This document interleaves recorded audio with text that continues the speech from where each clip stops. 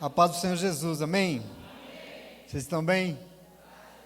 Glória a Deus, que alegria poder mais uma vez partilhar a palavra de Deus com vocês, poder celebrar e adorar o Senhor como nós estamos fazendo aqui, com testemunhos tão edificantes assim, com momentos tão bonitos, né? Que maravilha. Convido você a continuar nesse mesmo espírito, lendo o Evangelho comigo nessa manhã. Nós vamos ler Mateus 21, a partir do verso 28, e vamos ler até o verso 32, para compreender mais um momento da palavra do nosso Deus, para tomar posse de mais uma porção, assim, daquilo que o Senhor prepara, em nome de Jesus, amém? Glória a Deus. Mateus 21, 28, encontraram? Graças a Deus. Diz assim a palavra do nosso Deus: o que vocês acham disso? Havia um homem que tinha 2 filhos. Chegando ao primeiro, disse: filho, vá trabalhar hoje na vinha. E este respondeu: não quero. Mas depois arrependeu-se e foi. O pai chegou ao outro filho e disse a mesma coisa, e ele respondeu: sim, senhor, mas não foi. Qual dos 2 fez a vontade do pai? O primeiro, responderam eles. Jesus disse: verdade, e por isso os publicanos e as prostitutas estão entrando antes de vocês no reino de Deus. Porque João veio para mostrar o caminho da justiça e vocês não creram nele. Mas os publicanos e as prostitutas creram. E mesmo depois de verem isso, vocês não se arrependeram, nem creram nele. Amém? Palavra de Deus, senta aí no teu lugar. Graças a Deus, com alegria, porque Deus é bom, né? Mas eu tenho quase certeza que você já disse isso, ou já ouviu alguém dizendo isso, que é um trocadilho. Na prática a teoria é outra, já ouviu isso? Na prática a teoria é outra. Isso quer dizer que a gente pode planejar bem as coisas, a gente pode, não sei, mas quando você for fazer, pode ser que seja surpreendido. Pode ser que seja diferente. A gente pode até criar uma teoria, a gente pode falar dela, mas quando for fazer, a realidade pode ser outra. Porque na prática, a teoria é outra. E essa é uma questão conhecida, mas é bem interessante, porque na verdade isso é uma constatação, né?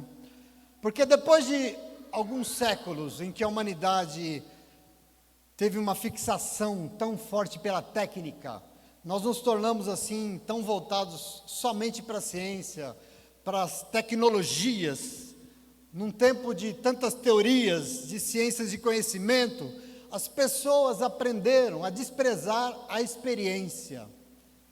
Porque experiência é coisa que se constrói com o passar do tempo e com muita prática. E aí, portanto, experiência é coisa do passado. E hoje em dia a gente está meio desconsiderando o que a gente chama de tradição, o que é do passado, tudo que foi vivido, de tudo que foi aprendido, achando que só as novas teorias são suficientes para tudo.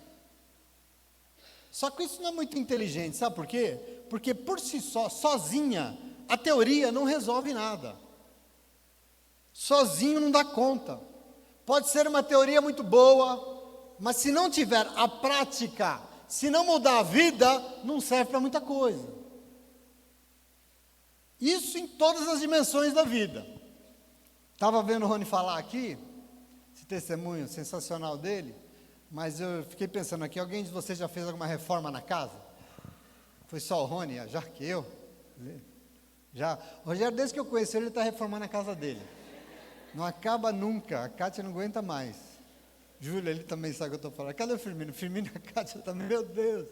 Reforma é assim, presta atenção. Na teoria vai custar tanto, mas na prática, não dá. Na teoria é uma obra para 3 meses, mas quando dá 6, você fala, eu acho que o trocadilho tem razão. Na prática a teoria é outra. O negócio muda. Graças a Deus, sabe o que Deus fez hoje? Mandou uma arquiteta aqui para nos ajudar, porque ela vai lá e prepara tudo para que a gente não seja surpreendido, né, Adriana? Graças a Deus por isso, porque é uma coisa. Outro exemplo, por exemplo, sabe que hoje em dia, no mundo do trabalho, as empresas costumam dispensar gente mais antiga para contratar pessoas mais novas, com ótimos currículos, com formação acadêmica. Entretanto, a experiência e a prática, zero. Por quê? Porque é mais barato. Acontece que o salário é menor, e é menor porque é teoria sem prática, é conhecimento sem vivência. As universidades se preocupam muito com isso e tentam ajudar a minimizar o problema através dos estágios. A Milena que o diga, estágio. Por quê? Presta atenção assim, só é possível se formar numa universidade se você passar um período em algum lugar exercendo na prática a profissão que você quer se formar. Porque estágio são períodos de práticas depois de anos de teorias. Precisa ter, senão... Lógico que os dois são importantes demais, mas profissionais de verdade se constroem com o tempo, com prática na profissão, não é só com teoria. Não se forma o profissional, só com teorias lidas. Aliás, vida acontece mesmo é na prática, não só com teorias. Tem que ter prática, senão não tem vida. Na teoria pode ser um partidão lindão, mas só vai saber se na prática casar e ver se é um partido bom mesmo, não é verdade? É importante. O sujeito pode se achar que sabe de tudo, de muitas coisas, acumular um caminhão de informações, mas se não praticou, o conhecimento é oco, é vazio, porque não produz vida, não produz nada, não muda nada. O que adianta aquilo? Agora, presta atenção aqui, você sabe o lugar em que isso é extremamente relevante na nossa vida com Deus? E por isso eu estou dizendo tudo isso. Diante de Deus, teoria é importante, mas se não tiver prática, tudo é oco, tudo é vazio, tudo é sem sentido. E eu estou dizendo isso porque essa foi a denúncia que Jesus fez sobre o povo religioso do seu tempo. Quer ver comigo? Vamos ver isso. Nós sabemos que Jesus, quem está acompanhando a gente aqui nesse período, nesse ano, Jesus chegou no fim da sua viagem, ele entrou triunfalmente em Jerusalém, sendo ovacionado e cantado por uma multidão no domingo de Ramos, vocês sabem disso, e aí, presta atenção, ele chegou chamando a atenção de todo mundo, e aí a primeira coisa que ele fez foi ir no templo, foi até o templo de Jerusalém, e lá ele demonstrou toda a contrariedade com o que ele viu, com o desrespeito das pessoas comprando e vendendo coisas naquele que deveria ser um lugar, a casa de oração. Nós já falamos disso. Nós sabemos também que ele saiu dali e foi pernoitar, ele foi dormir em Betânia. E no dia seguinte de manhã, na segunda de manhã, ele voltando para Jerusalém, ele demonstrou de novo todo o seu desgosto com a religião que ele encontrou em Jerusalém, amaldiçoando uma figueira fake, que era linda de folhas, mas que não tinha nenhum fruto, semana passada. Mas depois dessa figueira, ele continua e ele chega de volta, ele voltou na mesma segunda para o templo. E chegando lá, ele fez o que ele sempre faz, ele começa no templo a ensinar as pessoas. Ele começa a ministrar sobre Deus, ele começa a falar. E aí, aproximou-se dele os chefes dos sacerdotes e os líderes religiosos, que eram, na verdade, os manda-chuvas da religião, por outro lado, eram, na verdade, os responsáveis por aquela bandalheira toda que se tornou o templo.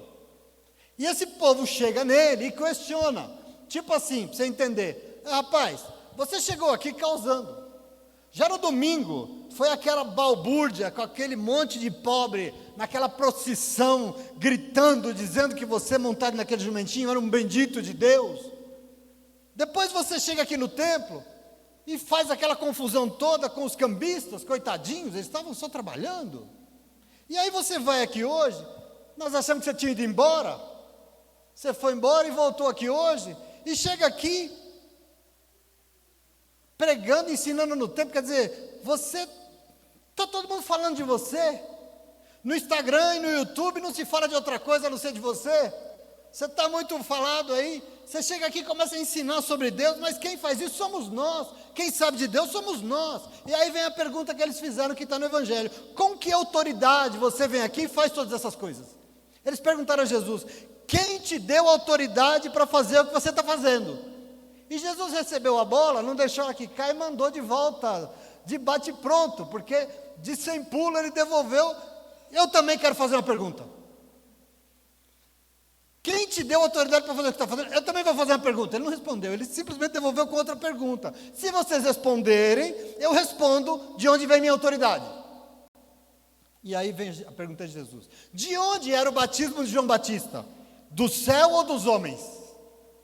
E aqui, a verdade mesmo, é que Jesus está com esses manda-chuvas da religião, colocando eles numa sinuca de bico, como se costuma dizer, ou dando uma trucada neles aqui, o negócio. Por quê? Porque, na verdade, eles não poderiam responder nem uma coisa nem outra.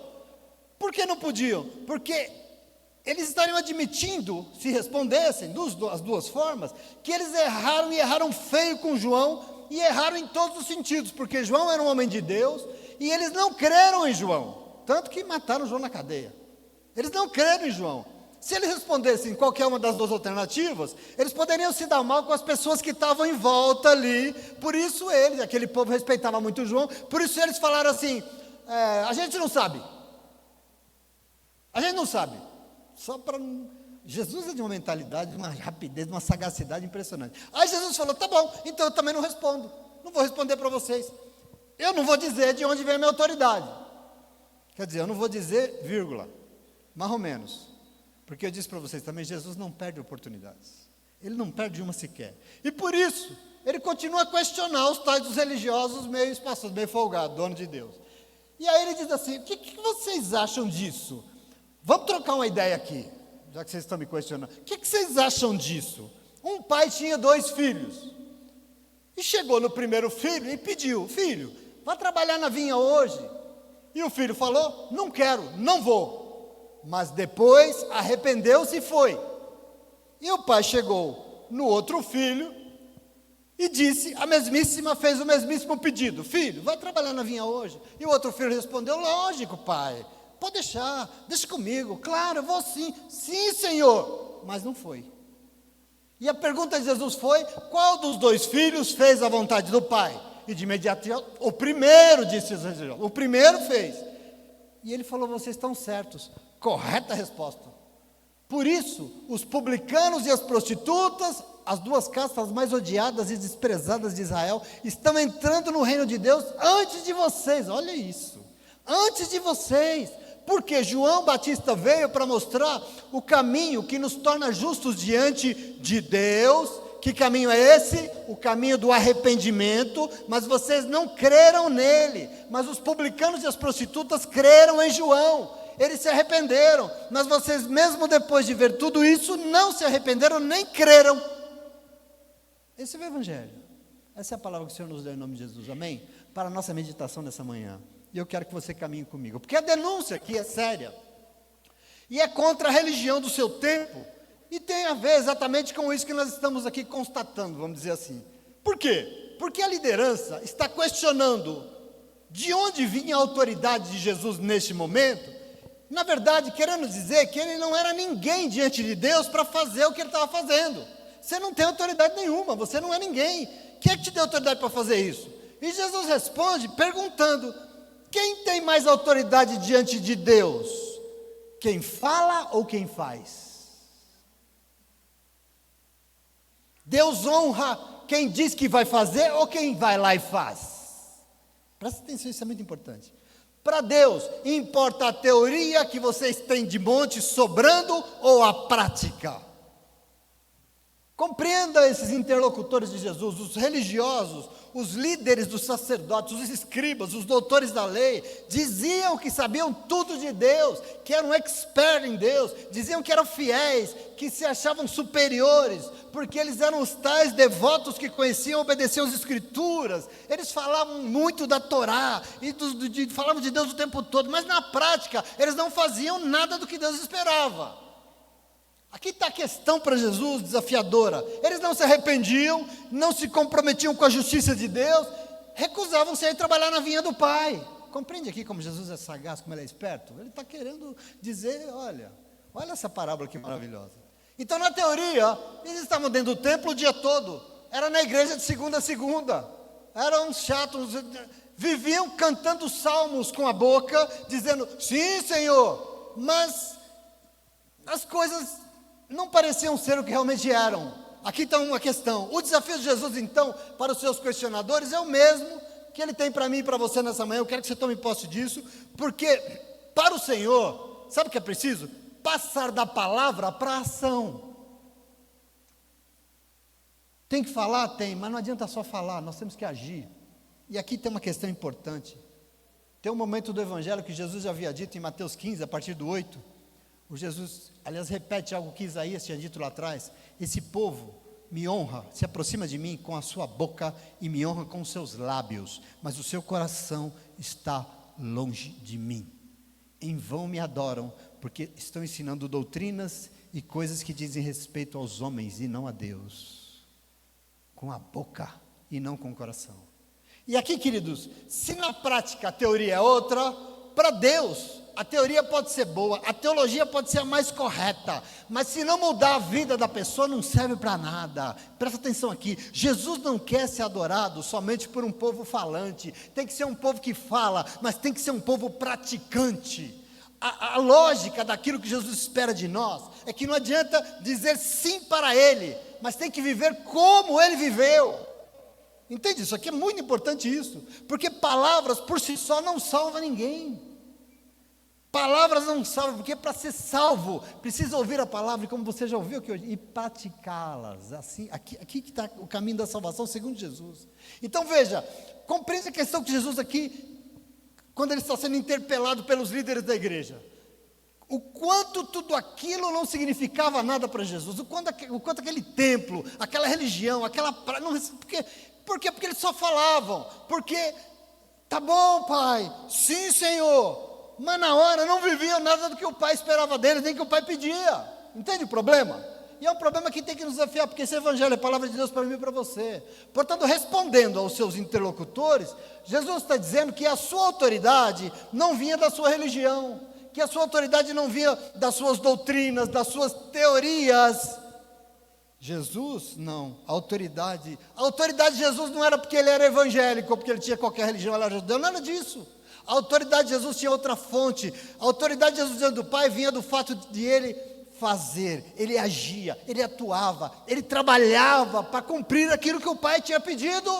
E aqui tem toda a autoridade. Tem alguém aqui nessa semana que quer ter autoridade diante de Deus?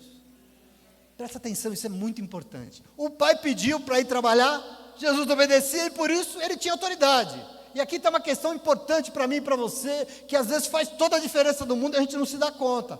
Porque nós estamos, então, sendo lembrados pela palavra de Deus, que só teorias não salvam nem resolvem a vida. Por isso nós precisamos de prática. Nós precisamos de prática. E por isso eu gostaria de meditar com você, hoje, rapidamente, eu quero correr aqui, desculpa se eu estou correndo muito, mas eu preciso, sobre algumas verdades que esse momento de Jesus aqui está nos oferecendo. É importante isso, porque eu não quero ficar de fora, não sei se você quer, eu não quero ficar de fora. E por isso nós precisamos praticar. Meu irmão, nós precisamos viver. E a primeira verdade desse ensino, eu vou dizer 4, tá bom? A primeira verdade desse ensino aqui, é que quem quer pôr em prática isso que a gente chama de vida com Deus, tem que saber que tudo que Deus deseja é ver a sua vontade sendo obedecida.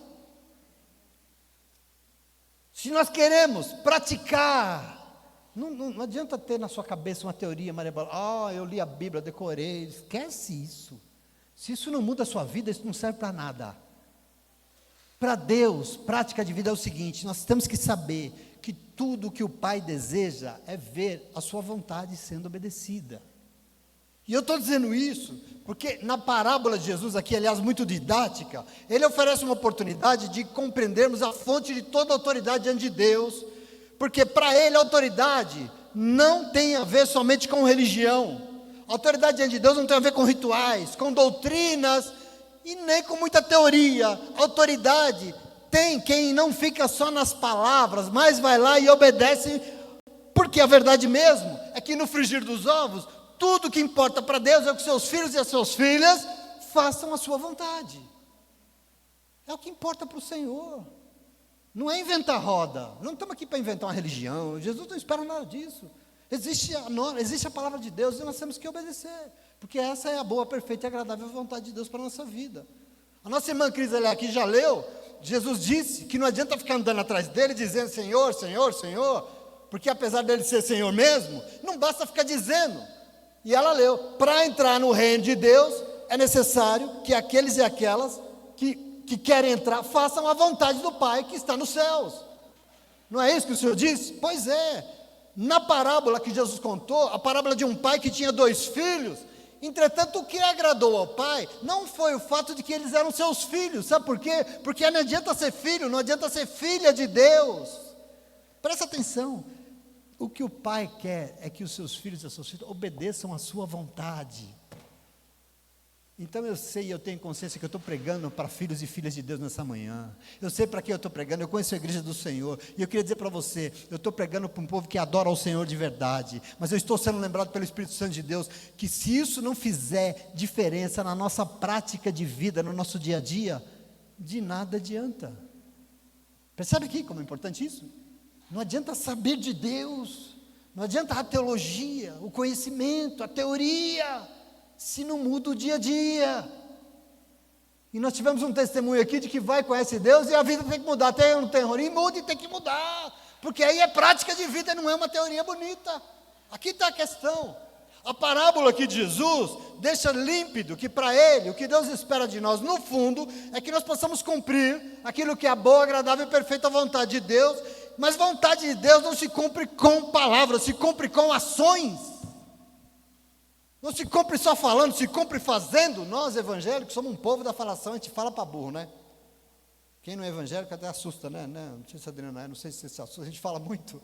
Mas querido, a gente fala, mas tem que ir lá fazer, em nome de Jesus, amém? É importante demais. Às vezes a intenção é boa, mas ela precisa ser acompanhada de ações, e por isso, na teoria, a gente olha para Deus e diz que ama Deus.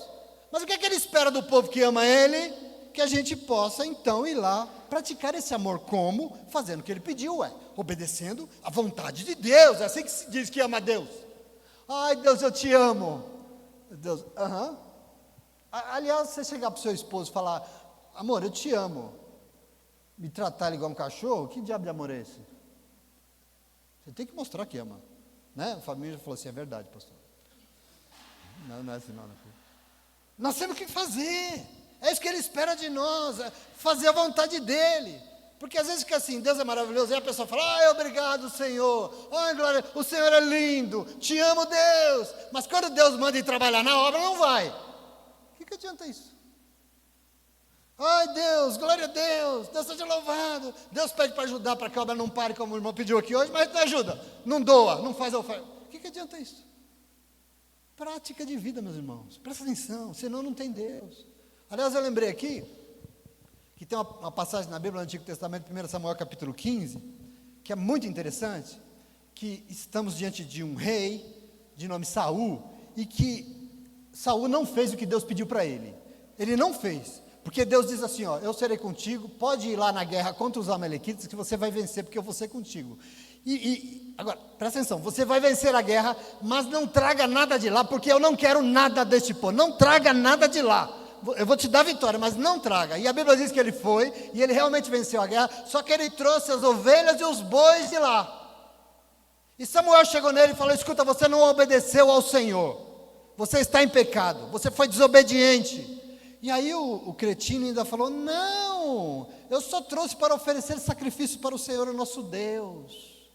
Agora senta na tua cadeira, 1 Samuel capítulo 15, versículo 22, Samuel.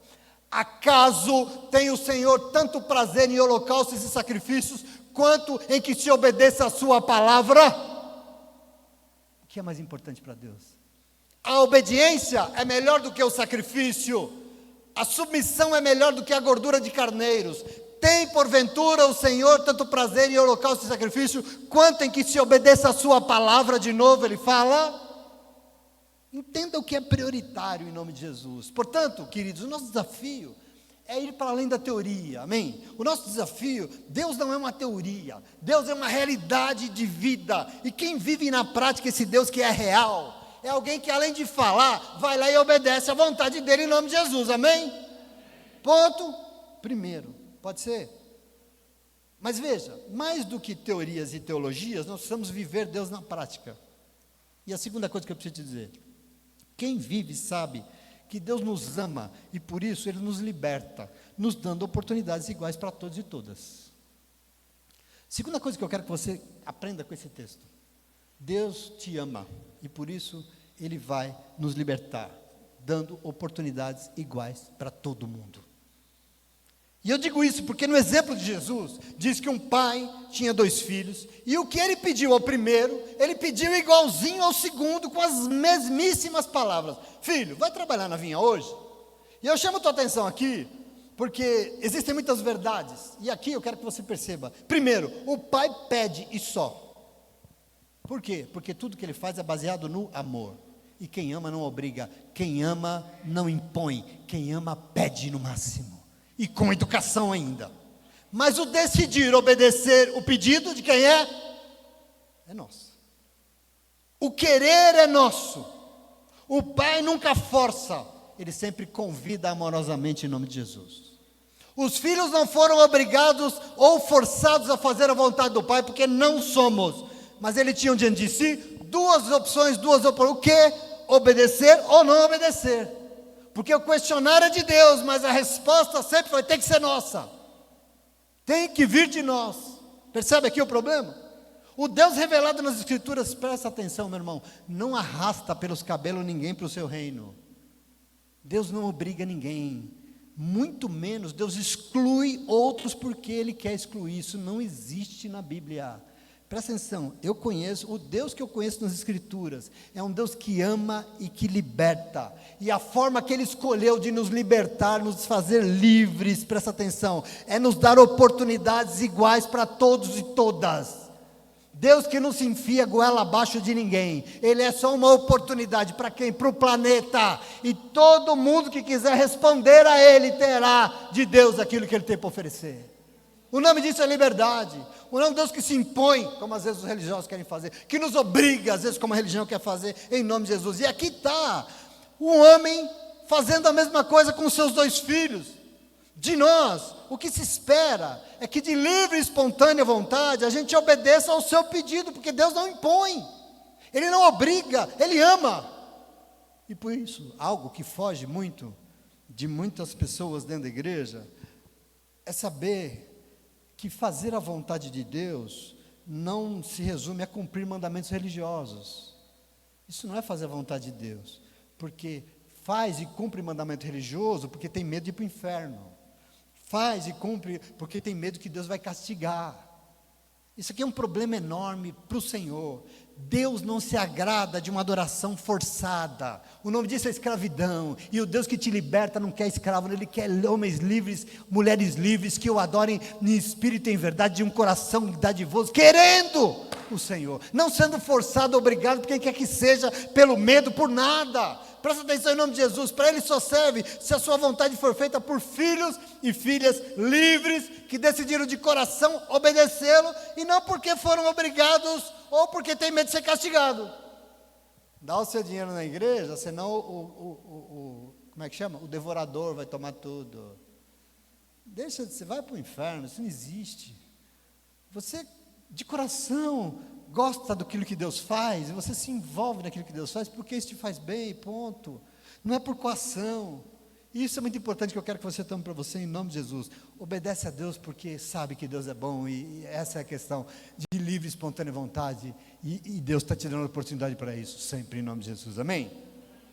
Mas a outra questão que eu preciso dizer para você, importante para Jesus, é que o povo que deseja mais do que doutrinas, um povo que deseja mais do que teorias sobre Deus, mas deseja viver na prática com Deus, é o povo que, em terceiro lugar, se arrepende das suas obstinações. Um povo que quer viver Deus na prática, no dia a dia, a hora que levanta, enquanto dorme, no trabalho, na prática de vida, é alguém que se arrepende das suas obstinações. E eu estou dizendo isso porque o pai deu oportunidades iguais para os 2 filhos. O primeiro disse o quê? Não vou, eu não quero. Mas depois arrependeu-se e foi. E o segundo disse, sim, Senhor, mas não foi. E aí a pergunta é, qual dos 2 fez a vontade do pai? O primeiro, disseram os religiosos. De cara, o primeiro. Está certo. Por isso os publicanos e as prostitutas estão entrando no reino de Deus antes de vocês. Por quê? João Batista veio e ele pregou sobre o que é necessário para entrar no reino. O quê? Arrependimento. Isso está escrito em Mateus 3, por exemplo, a partir do verso 5, vou ler para você. diz que a João vinha gente de Jerusalém, de toda a Judéia, de toda a região, e ao redor do Jordão, confessando os seus pecados, e eram batizados por ele no Rio Jordão. Quando viu que muitos fariseus e saduceus vinham para onde ele estava batizando, João disse: raça de víboras, quem lhes deu a ideia de fugir da ira que se aproxima, deem fruto que mostre o arrependimento de vocês. Quem fez o curso de batismo aqui sabe do que eu falo. João pregava e batizava para arrependimento. É isso que Jesus está dizendo. As prostitutas e os publicanos se arrependeram, mas vocês, mesmo vendo tudo isso, não se arrependeram. Aqui tem um problema. Os religiosos eram cheios de dizer que faziam tudo para Deus. Eram cheios de dizer que... Mas o principal ficava de fora. O principal não era observado, porque eles não se enxergavam, e por isso eles não se arrependiam.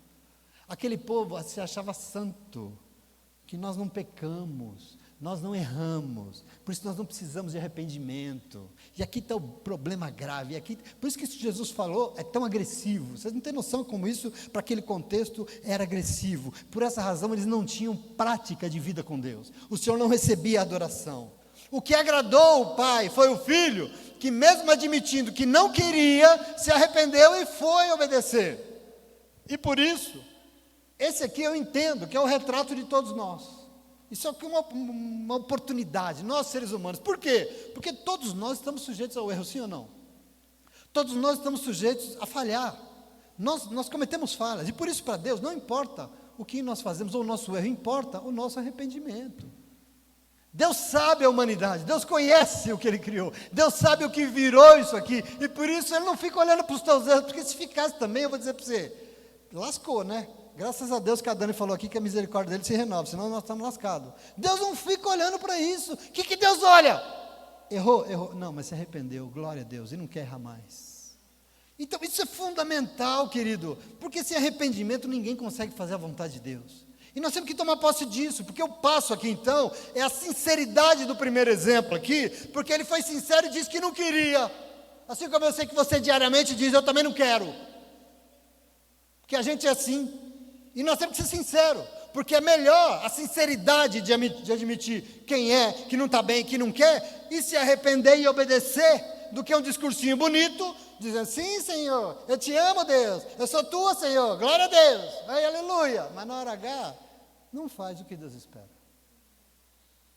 É muito importante, a verdade, a sinceridade, que é o oposto da hipocrisia que Jesus, a grande acusação de Jesus contra o mundo religioso, sabe qual é? Eles são hipócritas. O que é hipócrita? O hipocrite, do francês, é um ator que interpreta um papel. Naquela época eram máscaras que se colocavam assim para interpretar papéis. Esse é o hipócrita, alguém que diz que é uma coisa que ele não é. Por isso para Jesus importa a verdade de dizer, eu não quero não, mas aí se arrepende, vai lá e obedece ao Senhor em nome de Jesus. Amém? Você tem noção disso? Entendeu? Quarto e último, para não te cansar. A outra chave aqui, é uma questão chave para Jesus, que é o que significa não estar diante de Deus com um discursinho bonito, mas realmente na prática vivendo com Deus. O que é? É saber que Deus se agrada de quem tem uma fé viva e verdadeira. Deus se agrada de quem tem uma fé viva. Então você quer viver na prática com Deus? É essa fé que você tem que ter, uma fé verdadeira. Porque veja, diante do pedido amoroso do pai, o segundo filho disse, sim Senhor, mas disse e depois não foi. Disse, mas não fez. O que aconteceu com esse segundo filho? O que será? Será que ele estava fraquinho? Será que ele não tinha almoçado? Será que ele estava doente? Acho que não, né? Se ele estivesse doente, o pai não tinha pedido para ele trabalhar, porque a Bíblia diz que Deus não pede coisas impossíveis para nós, né? Então certeza que... O que aconteceu? E eu queria aqui arriscar uma coisa e dizer para você, sabe o que foi? Foi falta de fé. Nem mais nem menos, falta de fé. E aí você pode falar, pastor, será que não foi falta de obediência? E eu digo para você, pois é, isso aí. Falta de obediência é o por fora. Agora aqui por dentro é falta de fé. É a mesma coisa. Para você não obedecer, sabe o que tem que faltar aqui dentro? Fé. É duas moedas dois lados da mesma moeda. Dentro e fora. Quando fora não obedece, dentro não crê. E aqui tem um probleminha nosso, que é ir para a igreja ouvir e não fazer, não praticar. Não sei se nós estamos crendo no que nós estamos ouvindo. Aqui tem um problema. A lógica espiritual é: se você crê com o seu coração, você vai sair do seu lugar e vai obedecer. Se você crê aqui dentro, isso é a lógica de Jesus. Primeiro vem a fé, depois vem as obras. Isso é importante demais. Jesus disse no verso 32, João já veio para mostrar o caminho da justiça, mas vocês não creram nele. Mas os publicanos e as prostitutas creram. E depois que vocês viram tudo, não se arrependeram e não creram nele. Tem um caminho aqui de uma fé que importa para Deus. A questão para Jesus é que fé não é dizer que obedece a um conjunto de normas, como no caso, um conjunto de doutrinas, uma lei ou uma religião. Mas fé é um modo prático de viver e agir na vida. Um modo prático de viver. Só faz vontade do Pai quem crê no Pai. Não adianta. Se não tem fé, não vai acontecer nada. Mas não é uma fezinha. Eu creio. Não é, eu acredito. Não, não é isso. Nós temos que tomar posse disso. Fé tem que ser viva. Viva. Porque uma fé sem consequências. O que é isso? Uma fé que não muda nada. Não pode ser chamada de fé. Eu creio em Deus, mas a sua vida é aquela laira de sempre. Que diacho de fé é essa? Você crê no quê? Tem gente que fala, eu creio em gnomo. Está tudo bem também, você crê no que você quiser. Mas isso muda a tua vida onde? Tem gente que crê na pedra. Eu creio na pedra. Legal. Ela é redonda, né? Bonita. Mas isso... Me desculpem, mas Deus não é árvore. Deus não é pedra. Deus não é gnomo. Deus é gente. Deus é uma pessoa. Toma posse disso em nome de Jesus. E nós cremos num Deus vivo. Você só pode dizer que crê em Deus a partir de uma fé que interessa para Ele. E se você fizer a vontade dEle. Crer em Deus prevê submissão à vontade de Deus. Senão é só teoria, conversa fiada, é fogo de palha que apaga rapidinho. E por isso, quem tem fé tem prática de vida com Deus. Senão não tem fé, ué. Se você não crer, você não vai viver de maneira prática. Não adianta a religião, meu querido. Não adianta a religião, minha querida. Se na vida nós tiramos o corpo fora daquilo que Deus espera de nós, para que serve tudo isso aqui? Nós estamos querendo montar outro lugar. Para que serve tudo isso? Nós estamos nos enganando. Não, se a gente na hora H, a gente pula fora. Não adianta. Eu quero que você tome posse, porque Deus espera que nós vivamos o que Ele nos ensina. E só vai viver quem for movido por uma fé viva e verdadeira, senão não vive. Senão não vai, senão não põe em prática. Jesus está dizendo exatamente isso para os que contestavam a sua autoridade. Minha autoridade não é teórica. Vocês falam muito, mas eu não falo não, eu faço. Não teve uma vírgula em tudo que Jesus disse que Ele não fez. Jesus não disse eu sou o Filho de Deus, Ele provou que Ele era. Jesus não disse eu sou o Senhor, Ele provou que Ele era. Jesus não disse que Ele tinha autoridade, Ele foi lá e curou o leproso. Não é falar, é fazer. Presta atenção, não é teórica, mas é que eu vivo o que Deus espera. E por isso, presta atenção para você aqui nessa manhã. A nossa questão é, minha filha, não é ter fé em Jesus. As pessoas querem ter fé em Jesus. Você não precisa ter fé em Jesus, você precisa ter a fé de Jesus. É uma fé que transforma, que muda e que mostra nos teus passos, nos teus dias, nos teus lugares, que você é um servo de um Deus vivo, que muda a tua vida, porque você vive Deus. Essa fé, a fé que Jesus tinha, você tem que ter em nome de Jesus, amém? Então eu já termino aqui, até que fui rápido, reafirmando o quanto tudo isso é importante para a nossa caminhada com Deus. Veja como isso é fundamental, e por isso, tem Ele aqui hoje interessado em falar conosco para nos lembrar. E a parábola de Jesus mostra aqui que uma das maiores virtudes do nosso Deus é nos dar a oportunidade de recomeçar a vida, né? Marmanjos e não sei quantos anos, calvos já, de cabelo branco igual eu, recomeçam a vida. Eu recomecei com 40, né? Já passou dos 60, mas eu recomecei com 40. Deus é esse Deus de oportunidades, um Deus que nos liberta e nos dá a oportunidade de recomeçar. Diariamente o Senhor nos dá oportunidades, porque tudo que Ele quer e deseja é que mesmo que a gente tenha feito tudo errado, nós vamos poder voltar atrás e recomeçar. Essa oportunidade é dada. Deus é um Deus de recomeços, e por isso, basta aprender com Jesus, se arrepender e crer, porque a salvação será sobre todos nós em nome de Jesus. Pastor, mas eu fiz, mas não, esquece o que foi. Se arrependa hoje e creia, porque Deus será sobre você em nome de Jesus, amém? Não adianta a filiação religiosa, isso não garante reino de Deus. Religião não garante reino de Deus. Assim como não adianta falar muito sobre Deus. Tagarela, aliás, o Papa Francisco falou para os católicos essa semana, eu achei demais. Para de ficar rezando igual papagaio, ele falou. Ele é muito simpático. Para de ficar rezando igual papagaio. Vamos orar com o coração. Vamos aprender? Querido, não adianta falar muito de Deus. Aliás, eu lembrei de Paulo. Paulo teve um dia que ele, de tanto fugir, ele acabou em Atenas, na Grécia. No tempo que Atenas era Atenas, né? Lá no começo dos primeiros séculos da nossa era. Ele chegou em Atenas e lá ele lembrou exatamente isso para os filósofos teóricos de Atenas, porque se tem alguém que gosta de teoria, é filósofo, né? Não sei se você já leu filosofia, o povo gosta de uma teoria danada.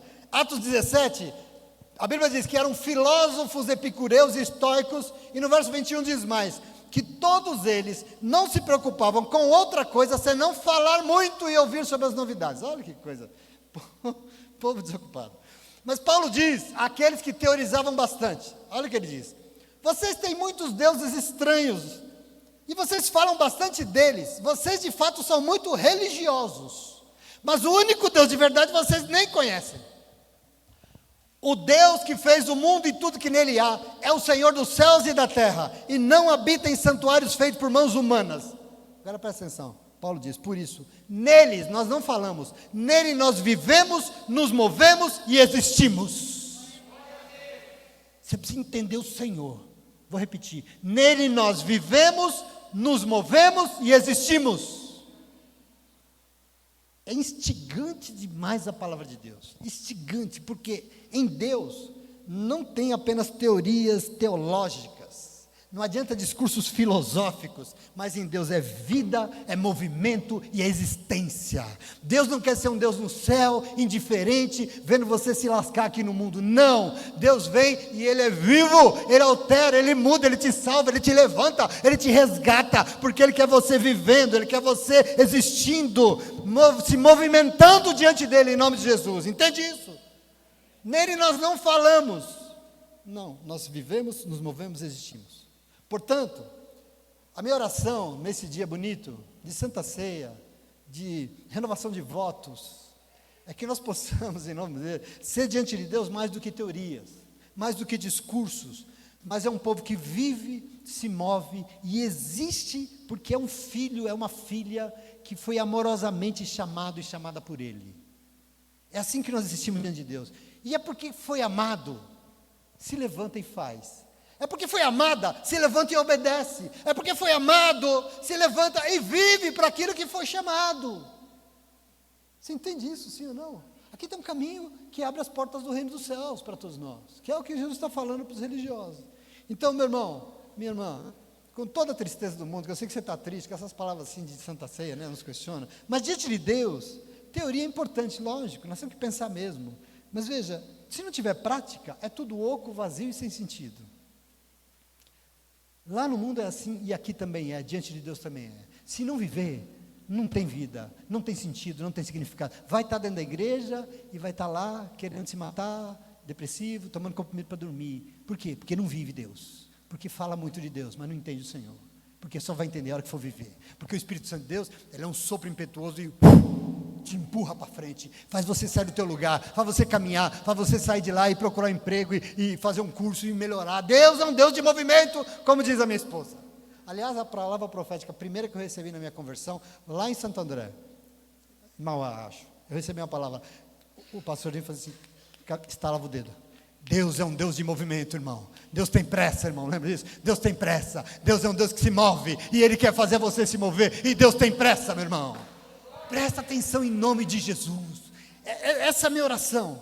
Por isso não importa ser religioso, não importa estar na igreja, não importa ser prostituta, não importa ser publicano. Sabe o que importa?